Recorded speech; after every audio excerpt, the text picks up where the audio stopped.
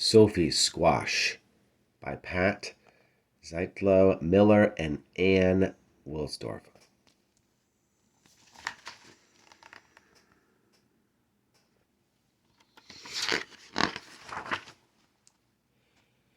One bright fall day, Sophie chose a squash at the farmer's market. Her parents planned to serve it for supper, but Sophie had other ideas.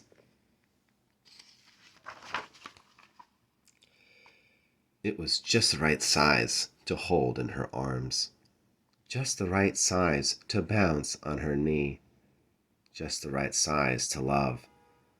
"I'm glad we met," Sophie whispered. "Good friends are hard to find." At home, Sophie used markers to give her squash a face. Then she wrapped it in a blanket and rocked it to sleep.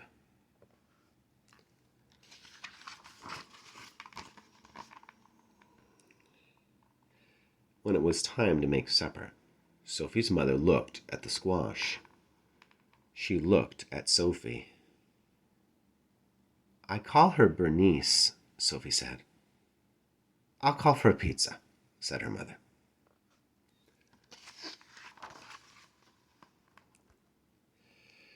After that, Bernice went everywhere with Sophie. To story time at the library, to visit other squash at the farmer's market, to practice somersaults by the garden.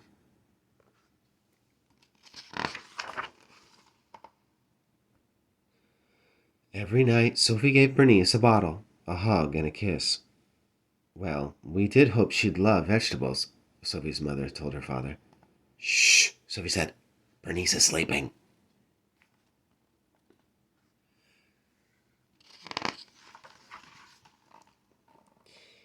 "Sweet pea," Sophie's mother said one morning as they made blueberry waffles.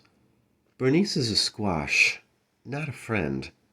If we don't eat her soon, she'll get mushy and gross. Let's bake her with marshmallows. Won't that taste yummy?" "Don't listen, Bernice," Sophie cried. That afternoon, Sophie's father took her shopping. "Sugar beet," he said. "Bernice, this is squash. Why don't you pick a nice toy to play with instead?" But the trucks were too hard, and the dolls were too soft. Sophie clutched Bernice tightly. "No thanks," she said. "I have everything I need."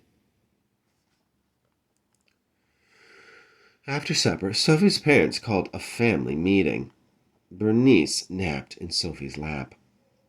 "Why don't we donate Bernice to the food pantry before she rots?" her father suggested. Sophie shook her head. "Bernice will last forever."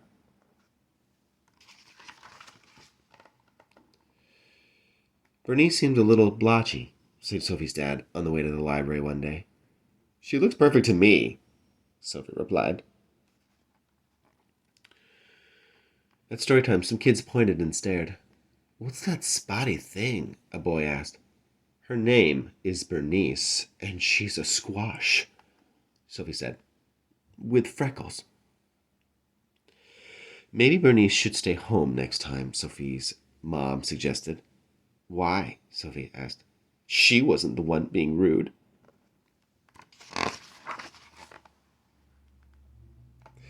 Still, as winter neared, Sophie noticed changes. Bernice seemed softer, and her somersaults lacked their usual style. "Visiting friends will cheer you up," Sophie said. At the farmer's market, squash were everywhere. Firm, shiny squash. "What keeps a squash healthy?" Sophie asked the farmer. "Oh, it's simple, really," he said. "Fresh air, good, clean dirt, a little love." Well, Sophie thought, I have all that. At home, Sophie cleared leaves from Bernice's favorite spot. She made a bed of soft soil, tucked Bernice in, and kissed her good night. "Get better soon," she whispered. That night, while Sophie slept, the wind whistled and tiny snowflakes fell. When she awoke, the world was covered in white. Do you think Bernice is cold out there? Sophie asked her mother. I'm sure she's warm and cozy under her snow blanket, her mother replied. Sophie gazed out the window all morning. She was still there in the afternoon when her father came home with a surprise.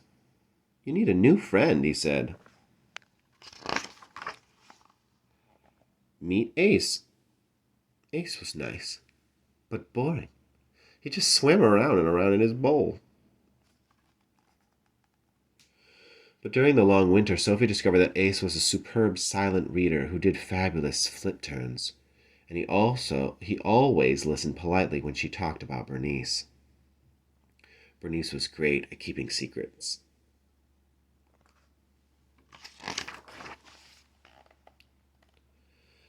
When the snow finally melted, Sophie rushed to the garden. The only thing there was a small green sprout.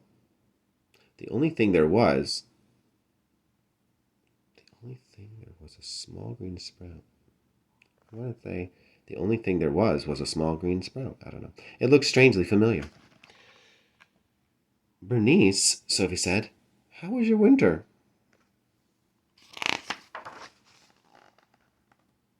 After that, Sophie, Ace, and Bernice ate lunch together every day. One bright summer morning, Sophie somersaulted across her yard, landed by the garden, and stared in disbelief. Bernice had grown 2 tiny squash. Wow, Sophie told them. You look just like your mom.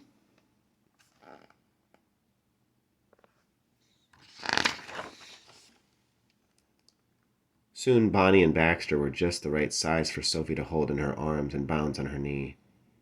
Just the right size to love.